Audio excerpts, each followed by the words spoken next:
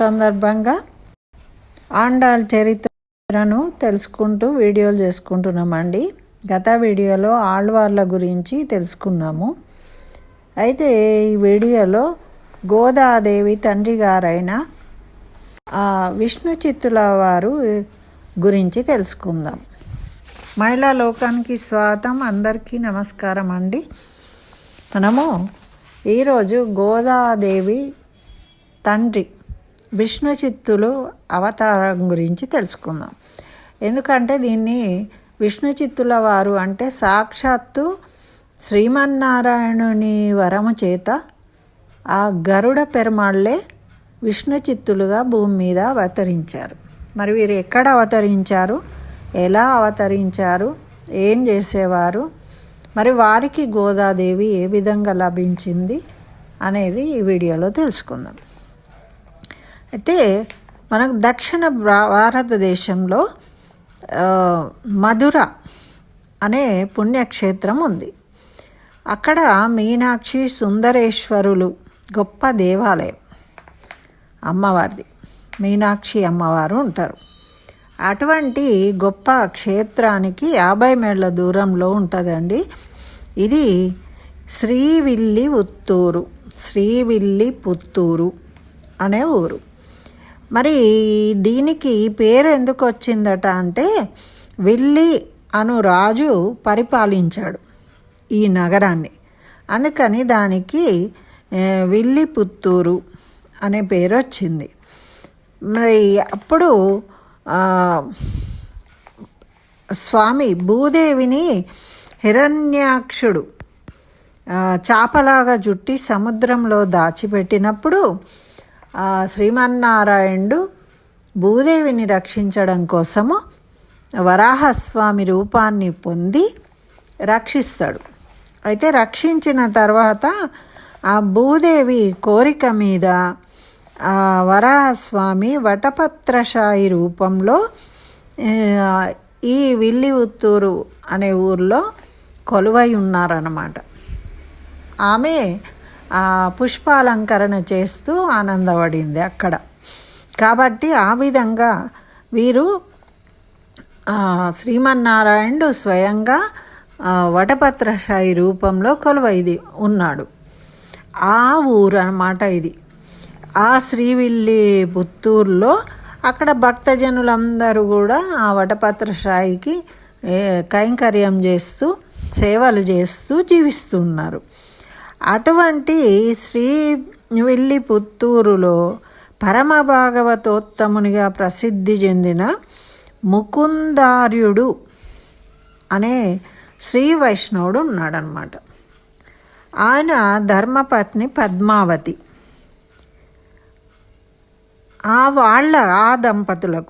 ఆ పుణ్య దంపతులకు 725వ సంవత్సరంలో అంటే కలియుగ ప్రారంభంలో గరత్మంతుని అంశతో వాళ్లకు ఒక పుత్రుడు కలిగాడు. అంటే గరుడ పెరుమాళ్ళు భూమి మీద అవతరించారు ఈ దంపతులకు కొడుకై. ఆ బాలకుడికి వీళ్ళు భట్టనాథుడు అని పేరు పెట్టినమాట.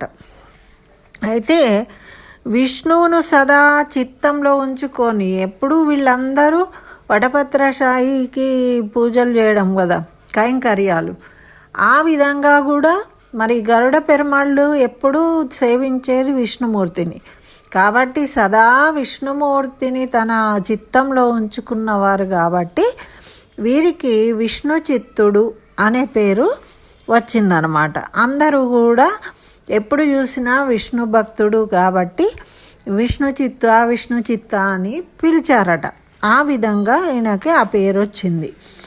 అయితే వీరు ఎప్పుడూ ఆలోచించేవాళ్ళట, ఎలా కైంకర్యం చేయాలి, శ్రీ మహావిష్ణువుకి ఎలా చేస్తే ప్రియంగా ఉంటుంది అని.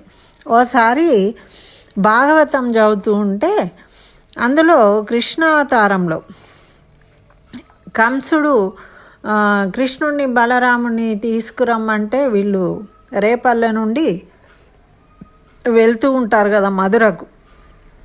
వెళ్ళినప్పుడు కంస మహారాజు కోసము అక్కడ అందమైన పూలమాలలు తీసుకొని పోతూ ఉంటాడు మాలాకారుడు.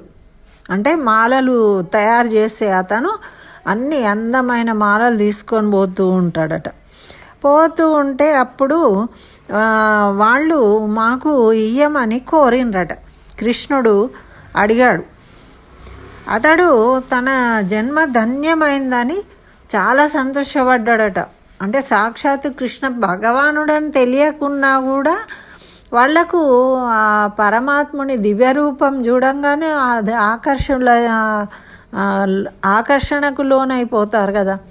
అందుకని ఆయన చక్కగా నవ్వు మొహంతో ఆ దండలు ఇవ్వు అనగానే ఆనందంతో ఇచ్చేసిండట ఆ మాలాకారుడు.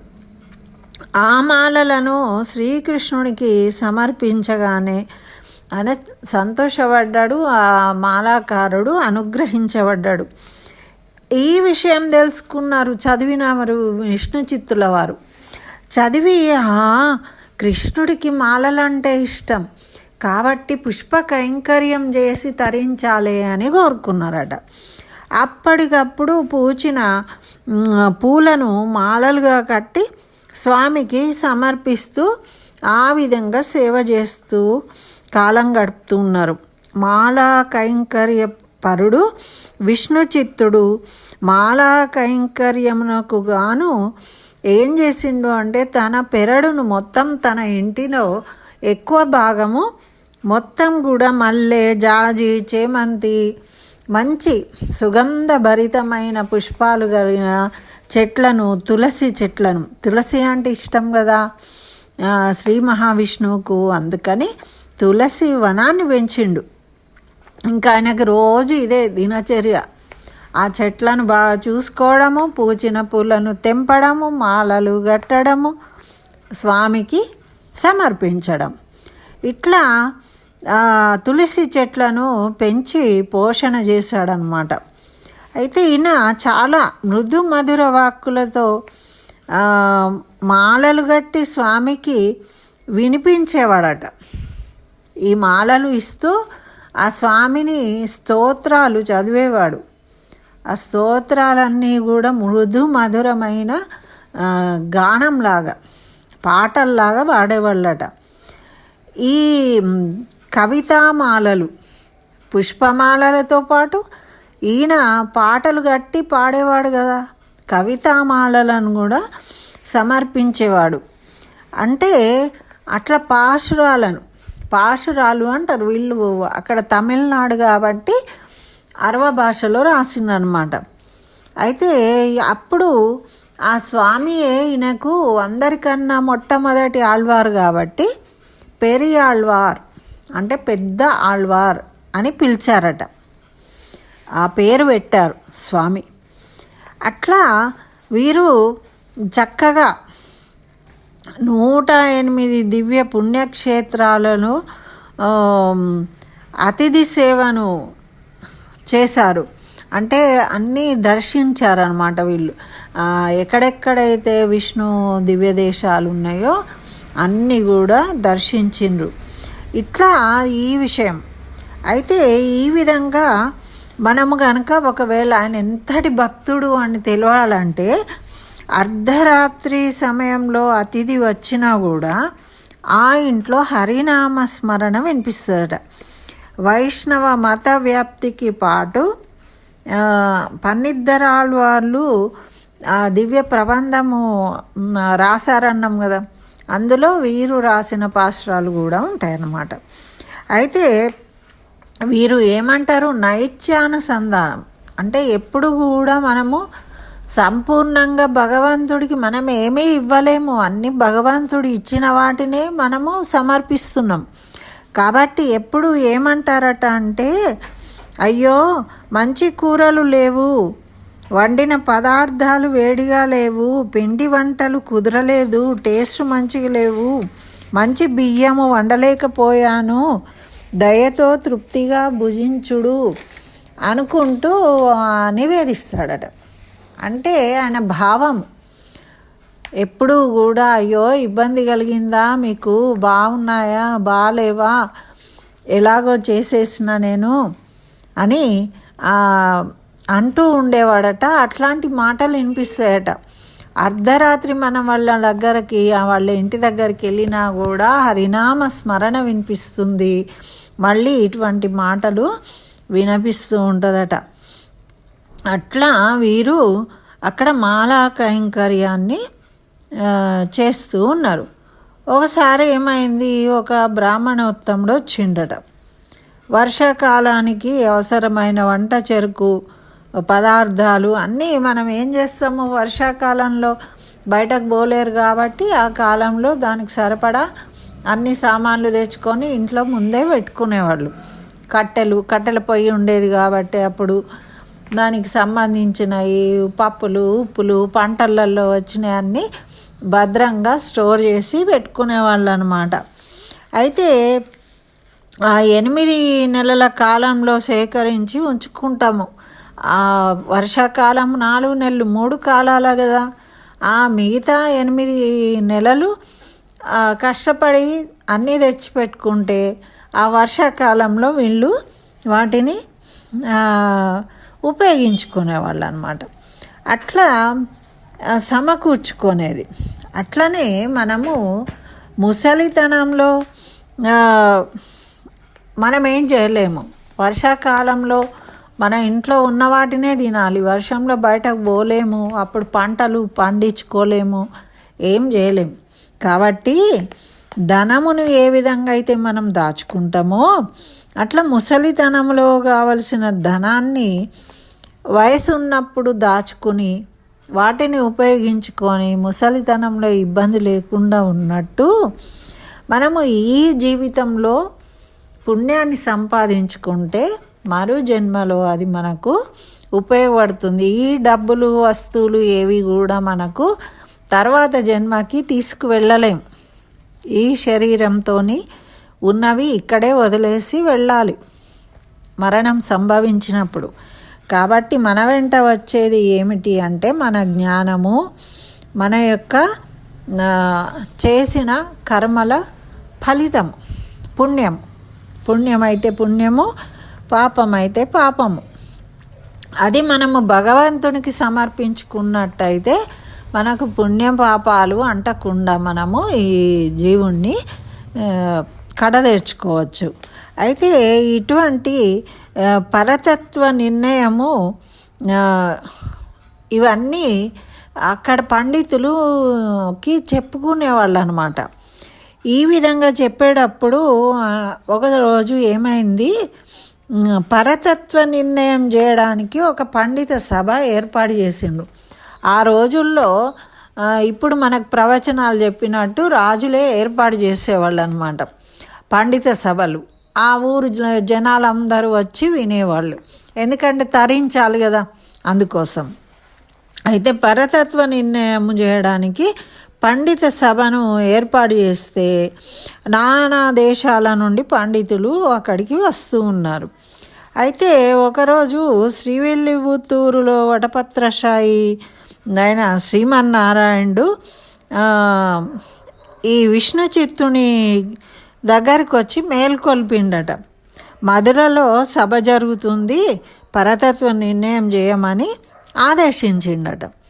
ఆదేశిస్తే ఈయన ఏం శాస్త్రాలు చదువుకోలేదు. ఆ రోజుల్లో ఇట్లా చదువుకునే వాళ్ళు కాదు, శాస్త్రాలు పురాణాలు ఇవే చదివేది, అదే వాళ్ళ చదువు. మరి స్వామి శాస్త్ర గ్రంథాలు నేను ఇంతవరకు కనీసం చూడలేదు, ఎప్పుడు కూడా ఈ పూల చెట్ల మొదళ్ళు సరి చేసుకుంటూ పువ్వులు తెంపుకుంటూ మాలలు కట్టుడు గివే వచ్చు, కానీ నాకు శాస్త్ర జ్ఞానం లేదు కదా, నన్ను ఎట్లా మీరు వెళ్ళమంటున్నారు అని అడుగుతాడనమాట. అప్పుడు శ్రీమన్నారాయణుడు ఏమంటాడంటే, నువ్వు నిమిత్త మాత్రుడివే, నీ హృదయంలో నేనే ఉంటాను, నీకు విజయాన్ని సమకూరుస్తాను అని చెప్పేసి నువ్వు ధైర్యంగా వెళ్ళు, బయలుదేరు అని చెప్పి వెళ్ళిపోయిండు అనమాట, అంతర్ధానమైండ్రు. అయితే మధురలో ఆ రోజు మహారాజు పండిత సభ ఏర్పాటు చేసినప్పుడు సభలో ఒక స్తంభానికి చాలా ధనము కట్టి పెట్టిండ్రు. ఆ సంచిలో చాలా ధనముంది, విద్యాశుల్కం అంటారు దాన్ని, అంటే పండితులకు ఇవ్వబడే ధనము. అయితే అనేక మంది ఆ ధనం కోసము వాదనలు వినిపించిండ్రు, కానీ ఎవరు చెప్పింది కూడా అక్కడ నిర్ణయం కాలేదు. అప్పుడు శివుడు పరతత్వం అని, పార్వతి అని, ఇంద్రుడని వాళ్ళు ఆరాధించే దేవతల గురించి వాళ్ళు చెప్పుకొచ్చిండ్రు. అప్పుడు విష్ణుచిత్తుని వంతు వచ్చింది. ఈయన భయపడుతూ వెళ్ళిండు కదా, శ్రీమన్నారాయణుడు ఆజ్ఞ ఇచ్చిండు అని. అప్పుడు తన మనసులో తలుచుకున్నాడు, శ్రీమన్నారాయణుడిని తలుచుకొని వెళ్ళిండు. ఆ దేవుని అనుగ్రహం బలంతో వేదాంత జ్ఞానం అంతా ఆయనకు అట్లా ఆశువుగా వచ్చేస్తుందన్నమాట. ఆ శ్రీకృష్ణుని దయతోని, అంటే ఇప్పుడు దేవుడి దయ అనుగ్రహం ఉంటే మూగవాడు కూడా పలుకుతాడు అని మనం ఎన్నో కథలు విన్నాం కదా. ఆ విధంగా వీరు కూడా చక్కగా పరతత్వ నిర్ణయ వాదన చేసిండ్రు, చేసి ఆ రాజును మెప్పించిండ్రు అనమాట. ఆ శ్రీమన్నారాయణుడే లోకరక్షకుడు అని వేదాంతములను కీర్తిస్తూ అందులో ఉన్న విషయాలను చక్కగా వీరికి వివరించిండ్రు. కాబట్టి ఆ శ్రీమన్నారాయణుడే పరతత్వము అని విష్ణుచిత్తుడు తన వాదనను ముగించినప్పుడు ఆ సభలో స్తంభానికి కట్టిన విద్యాశుల్కం అనేది ఉంది కదా, ఆ డబ్బు సంచి టక్కుమని కింద పడిందట. అంటే ఈయన చెప్పింది కరెక్టు. ఆ రోజు అట్లా సత్యం ఉండేది, సత్యవాక్కు కాబట్టి. అప్పుడు విష్ణువే పరతత్వము అనే నిర్ణయాన్ని అందరూ, సభలో ఉన్న వాళ్ళందరూ కూడా ఆమోదించిండ్రు. ఆయన ఘన సన్మానం చేసిండ్రు. విష్ణుచిత్తునికి చక్కగా ఏనుగు అంబారి ఎక్కించి చాలా డబ్బు ఇచ్చి ఆయనని చక్కగా ఊరేగించిండ్రు. అయితే ఈ విధంగా పెరియాళ్వారుకు అంత ఘన సన్మానం జరుగుతుంటే శ్రీమన్నారాయణుడు తట్టుకోలేక సంతోషంతో, ఆనందంతో ఉభయ దేవేరులను కూర్చోబెట్టుకొని గరుడ పెరుమాళ్ళ మీద ఆయన వచ్చి ఈయనను తిలకిస్తూ ఉన్నాడట. అయితే ఈ విష్ణుచిత్తుడు అనుకోకుండా, అంటే ఈయన భక్తుడు కాబట్టి ఈయనకు కనిపిస్తాడు, పెరుమాళ్ళు అందరికి కనిపించారు కదా. ఆ అంబారి మీద ఈయన వస్తూ ఉంటే ఎదురుగుండా ఆ గరుడ పెరుమాళ్ళ మీద ఉండి తిలకిస్తున్న ఆ శ్రీమన్నారాయణుని చూసి వీరు ఆనందపడ్డారట, ఆశ్చర్యపోయారు. తర్వాత వెంటనే వారికి భయం వేసిందట. ఏం భయము అంటే, అయ్యో స్వామి, ఇక్కడ ఇంతమంది ఉన్నారు, వీళ్ళందరూ మంచి వాళ్ళు కాదు, ఎవరు ఎటువంటి వాళ్ళో ఏమో, నీకు దిష్టిగా అవుతుంది, నువ్వెందుకు వచ్చినావు ఇక్కడికి అని మనం చిన్నపిల్లలకు దిష్టి తీస్తాం కదా.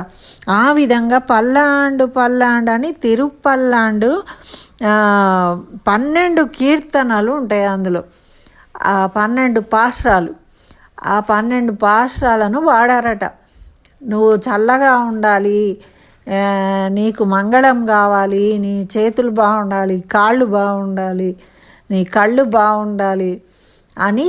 అంటే చూడండి, భగవంతుడు బాగుండాలని కోరుకునే వాళ్ళు ఎవరు ఉంటారండి? పెరియాళ్వారు తప్ప ఎవరు ఉండరు. భగవంతుడా నువ్వు బాగున్నావా అని ఎవరన్నా అడుగుతారా అనండి? మాకు అది కారు, భూమి, పెళ్ళి, సంపదలు, ఇల్లు అని మా అడిగేవాళ్ళు, కోరికలు కోరేవాళ్ళు ఉంటారు. కానీ మొట్టమొదట అట్లా భగవంతుడికి మంగళము వాడిన గొప్ప భక్తుడు ఈ పెరియాళ్వారు అన్నమాట. వీరు వాడిందే ఇప్పటికి కూడా రోజు ప్రతి దేవాలయంలో ఈ పల్లాండు అనేది పాడుతూ ఉంటారు. ఇటువంటి గొప్పవాడి ఇంట్లో మరి ఇటువంటి గొప్ప భక్తుడికి మన గోదాదేవి లభించింది. ఆయన పెంచిన తులసి వనంలోనే ఆ అమ్మవారు చిన్న పాపగా లభించిందనమాట. కాబట్టి ఇంకా ఆమె ఎంత భక్తురాలు ఉంటుందండి? ఇంత గొప్ప భక్తుడి ఇంట్లో ఆమె పెరిగింది కాబట్టి మరి ఆమె ఎలా దొరికింది, మరి ఆమెను ఎలా పెంచారు, ఆమె ఎలా పెరిగింది, మరి ఈ ధనుర్మాస వ్రతం ఏ విధంగా చేయాలనుకున్నది, ఈ విషయాలన్నీ కూడా మనం ఇంకొక వీడియోలో తెలుసుకుందాం. స్వస్తి. సర్వం శ్రీకృష్ణ చరణారవిందార్పణమస్తు.